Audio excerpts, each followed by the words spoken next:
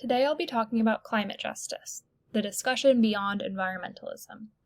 In 2014, a college student studying environmental science and policy, Leah Thomas, witnessed her local police shoot an unarmed black teenager. His name was Michael Brown, and this began the Ferguson, Missouri protests which followed. Contemplating the situation, she realized, I'm trying to learn about the Clean Air Act while my sister is at home getting tear gassed at a protest. This didn't feel right. Not only did Thomas begin to question the Clean Air Act, but the event lit one small fire, ultimately igniting the conversation about how people of color are disproportionately affected by poor air quality and water pollutants. At large, a greater discussion developed about the consequences of excluding minorities from conversations within the environmental movement. Indigenous people are also at higher risk of being affected by climate change and pollution, however, are often shamed for their traditions and relationship with nature because they're not seen as acceptable by Western society. In addition, voices of differently abled individuals are important and necessary to this movement, but are not always acknowledged. Our vision of the modern-day green movement is deeply rooted in a very exclusive, very white, and very middle-class perspective that ignores the complex reality of who is most impacted by climate disasters.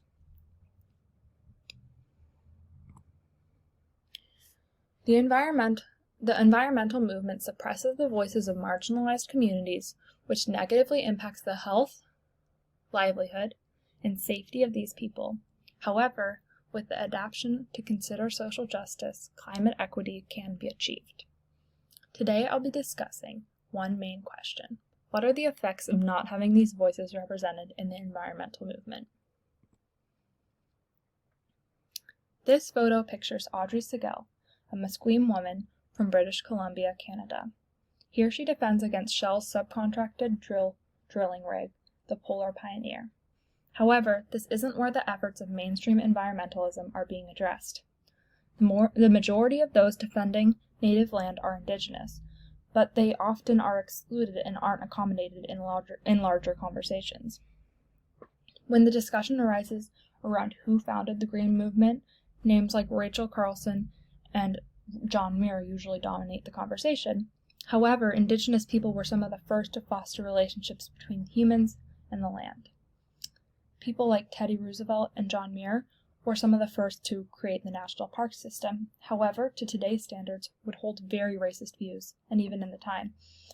They created these national parks knowing that they essentially removed many indigenous groups and species. This photo to the left pictures indigenous people gathering down Pennsylvania Avenue protesting for their rights. Not only has colonialism uprooted communities, but it's also destroyed the land and destroyed systems that were put in place to protect sacred areas. Native peoples are some of the most affected groups by climate change, yet they only make up a fraction of the conversation. Mainstream environmentalism excludes these individuals, leading to sidelined approaches that negate the importance of preserving native land. Indigenous people make up 5% of the world's population, yet their lands reach 22% of its surfaces and are home to 80% of the planet's biodiversity. This means that even though the population of native people is smaller, the amount of biodiversity that they are responsible for protecting and have protected is so large that they should have more of a say in the choices made around climate change. Diné teenagers have a cancer rate that is 17 times the national average. These photos show Navajo uranium miners operating a mucking machine at Rico Mine in 1953. However, in 1979, the effects of mining became clear, leading to major contamination that still plagues tribes throughout the U.S. today. Extreme pollution occurs in greater amounts in native areas. These individuals were never warned or recommended to evacuate despite the knowledge from mine owners that lung cancer was nearly inevitable for those who were contaminated. By excluding indigenous people from these conversations about climate change and environmental safety, these individuals are put at higher risk of illness, and their lands will be continued to be destroyed and not prioritized.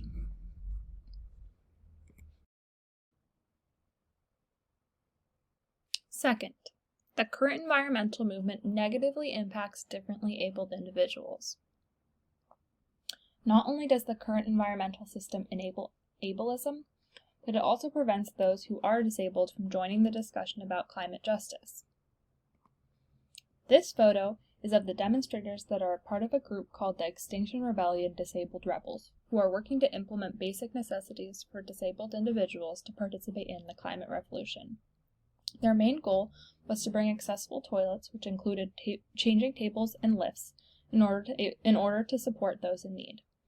The police impounded their materials, making it more difficult for those in need to participate.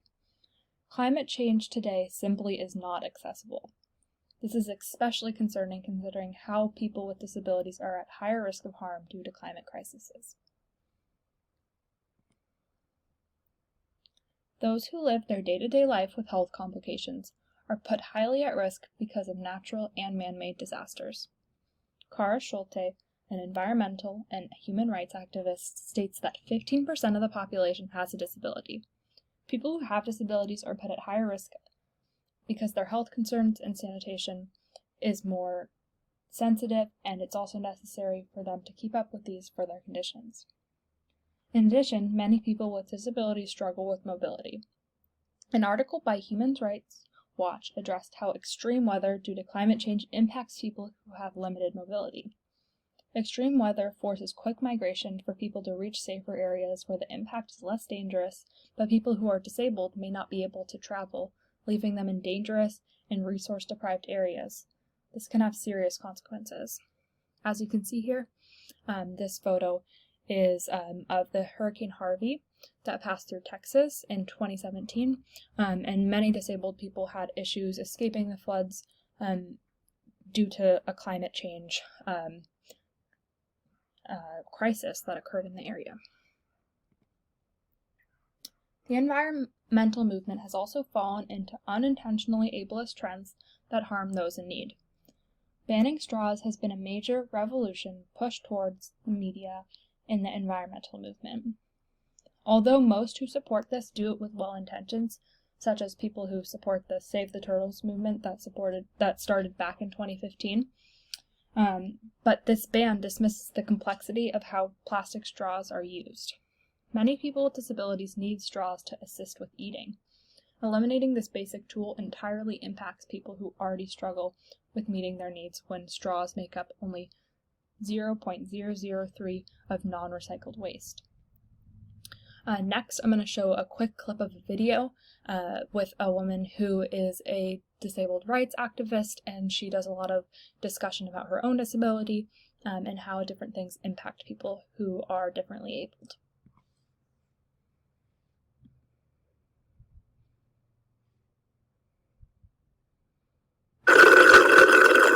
Hello, you've been sent this video to explain the disabled point of view on why the straw ban is a bad thing. The person who sent it to you has probably already had this conversation 5 times today, and they just can't be asked anymore. Which is where I step in. Part of my condition means I have to drink between 8 to 10 litres a day. I drink everything through a straw because my wrists are quite weak and my hands shake, so... Side note, yes, that is why I have such lovely white teeth. If you're able-bodied or have a disability that doesn't require the use of straws, you're probably a little confused about how talk around a tiny luxury has blown so out of control. Fun fact, the first targeted sales of bendable straws in 1947 were to hospitals, as the bend means patients can drink in bed, they're sterile, don't disintegrate, and can be used with hot liquids. Now, plastic...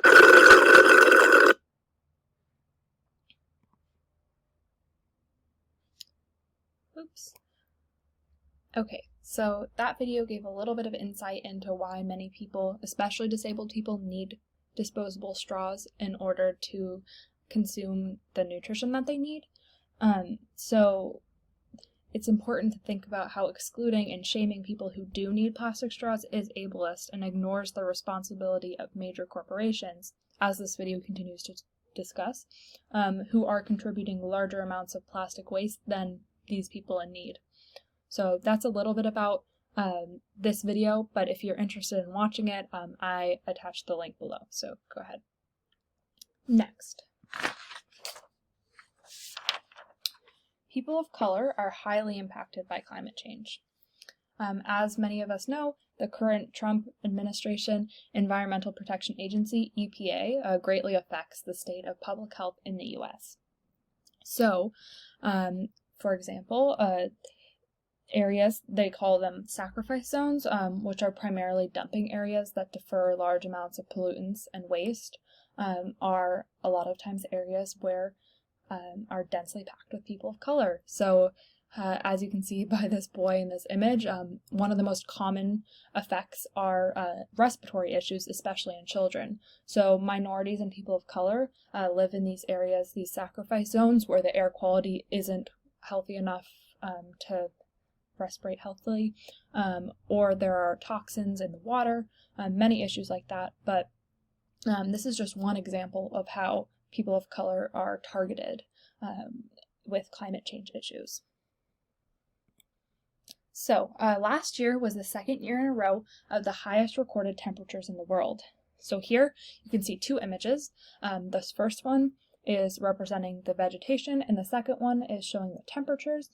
So something called the urban island effect is an effect that means big cities or areas where there's densely populated people and lots of buildings and less vegetation will be hotter than areas that are have higher amounts of vegetation and are more rural. So this affects people of color because people of color, cities are primarily hubs for people of color, and so a lot of individuals who are in these groups will feel the consequences of climate change more intensely than those who currently live in rural areas.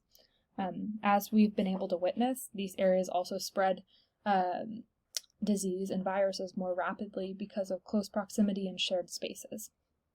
According to The Guardian, approximately 74 million people of color, or 57%, live in countries with at least one failing grade for ozone and or particle pollution, compared to 38% of white people. These affect people with more vulnerable immunities, such as young children or older adults. So this is another statistic. In total, non-white populations breathe 38% of polluted air compared to their counterparts. This is just reflecting on what I said before.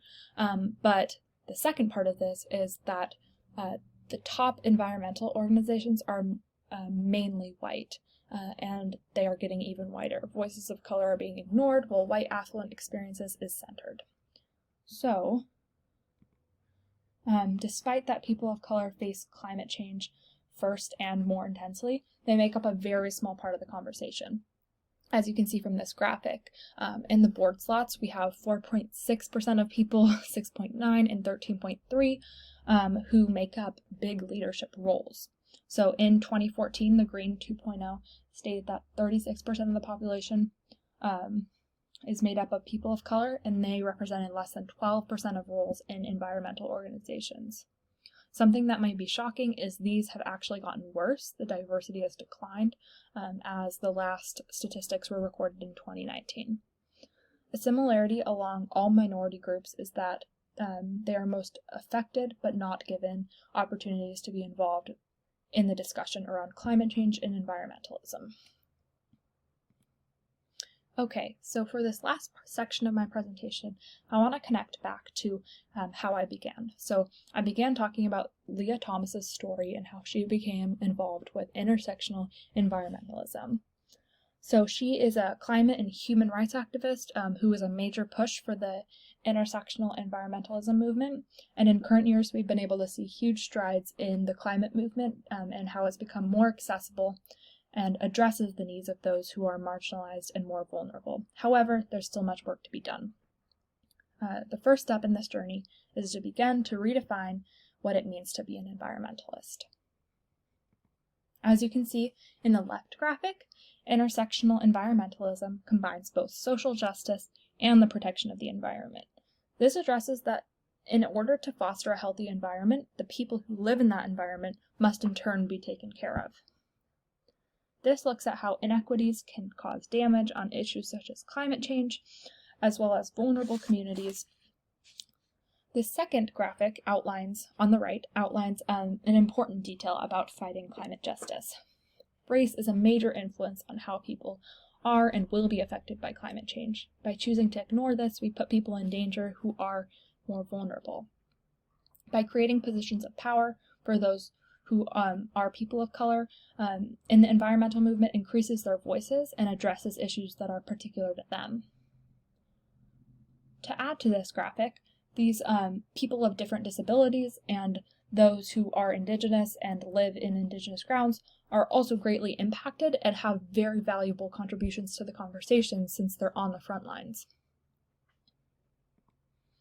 Okay, so the voices of Indigenous people, people of color, and those with differently abled bodies are important to the conversation around climate change and environmental justice. Without the influence of these individuals who stand on the front lines of the climate crisis, we ignore a large percent of people and their needs.